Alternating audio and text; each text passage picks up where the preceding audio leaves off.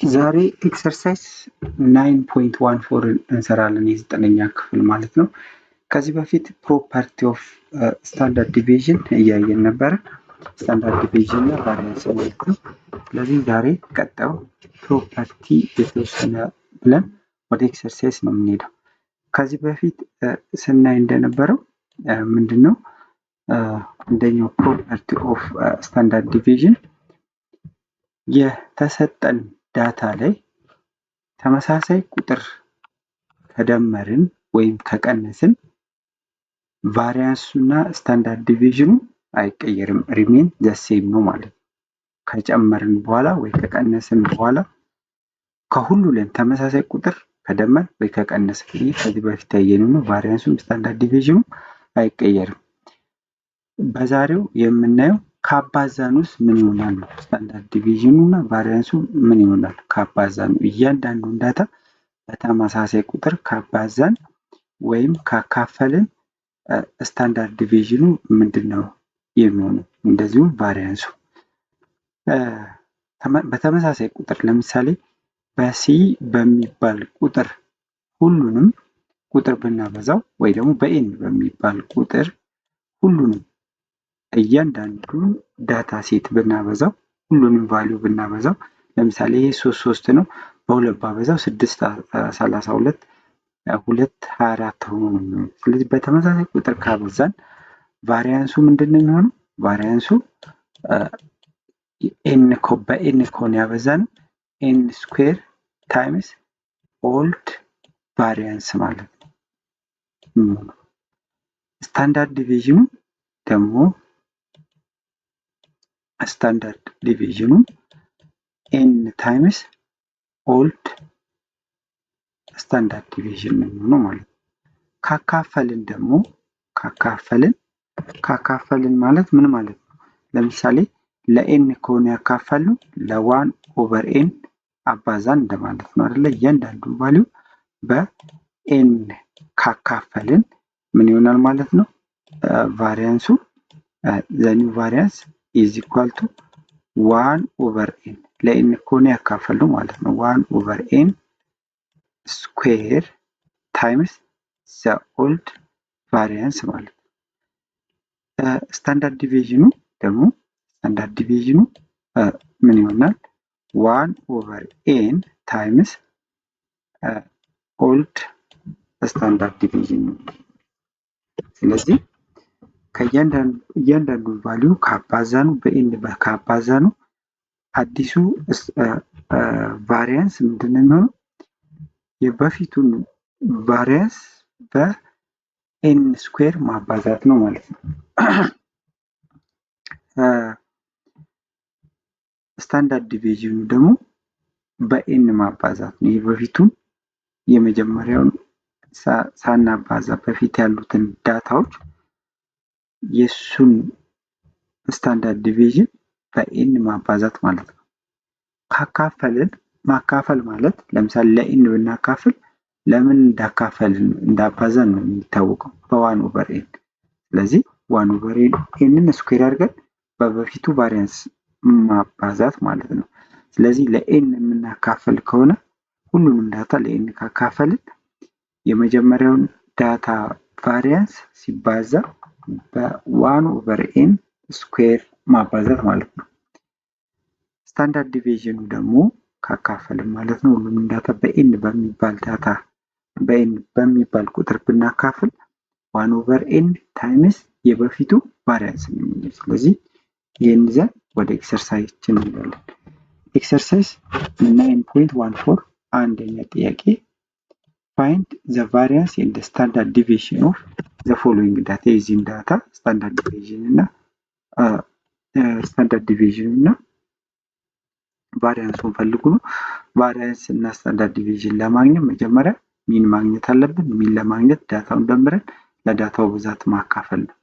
ይሄ እዚህ ጋር ለአምስት ነው የምናካፍለው ለአራት ነው። ልክ ነው። 4 ነው 1 2 3 4 ነው። ለአራት ነው የምናካፍለው 32 ለ4 8። ስለዚህ ሚኑ 8 ነው ማለት ነው። ስለዚህ ቫሪያንሱን ለማግኘት ምንድነው የምናደርገው? እያንዳንዱ ዳታ ላይ ሚኑን እየቀነስን ስኩዌር አድርገን ደምረን ማካፈል ነው። ስለዚህ ቫሪያንሳችን ከ3 ላይ 8 ስቀንስ 5 ነው። ስኩዌር ሳደርገው 25 ሲደመር ከ16 ላይ 8 ስቀንስ 8 ነው። 8 ስኩዌር ሲሆን 64 ከ1 ላይ 8 ስቀንስ ኔጌቲቭ 7 ነው። ስኩዌር ሲሆን 49 ከ12 ላይ 8 ስቀንስ 4 ነው። ስኩዌር ሳደርገው 16 ሲካፈል ለ4 ስደምረው 154 ይመጣል። ሲካፈል ለ4 38.5 ይመጣል ማለት ነው። ስለዚህ ስታንዳርድ ዲቪዥን ቫሪያንሳችን 38.5 ይሆናል ማለት ነው። ለኤ የተጠየቅነው አንደኛው ቫሪያንስ ነው። ስለዚህ ቫሪያንሱን አግኝተናል። አሁን የሚቀረን ስታንዳርድ ዲቪዥን። ስታንዳርድ ዲቪዥን ደግሞ ቫሪያንሱን ራዲካል ውስጥ መክተት ስለሆነ ራዲካል ውስጥ ከተው 38.5ን 6.2048 አካባቢ ይመጣል ተጠጋግቶ። ስለዚህ ለኤ መልሳችን ቫሪያንሱ 38.5 ነው። ስታንዳርድ ዲቪዥኑ ደግሞ 6.2048 ማለት ነው። አሁን ፋይንድ ዘ ኒው ቫሪያንስ ኢን ዘ ስታንዳርድ ዲቪዥን አፍተር መልቲፕላይንግ ኢች ቫልዩ ባይ 2።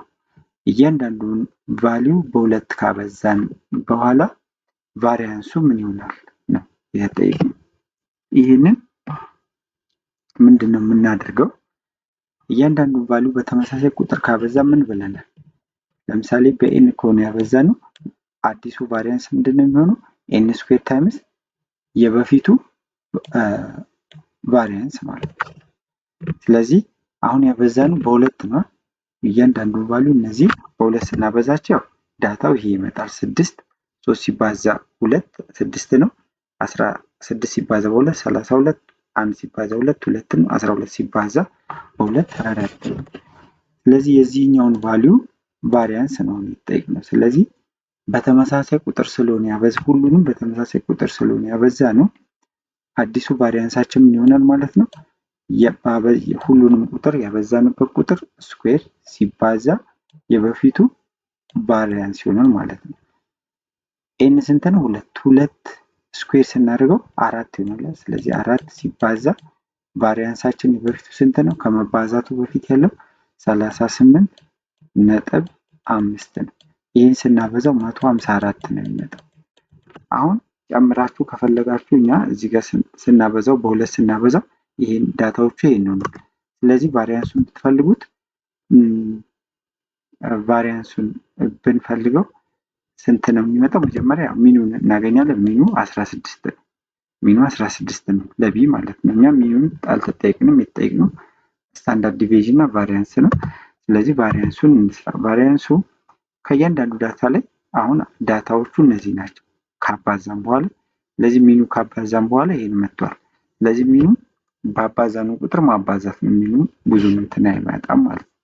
ስለዚህ ቫሪያንሱ እንደምታዩት ነው ያያችኋል። በዚህም ብትሰሩ ቅድም ባሳየኋችሁ የጨመርን ቁጥር ሲባዛ የበፊቱ ሳናባዛ በፊት ዳታዎቹን ያለው ቫሪያንስ አድርገን ማለት ነው። አንድ አይነት በተመሳሳይ ሁኔታ ቢን መስራት ትችላላችሁ ማለት ነው።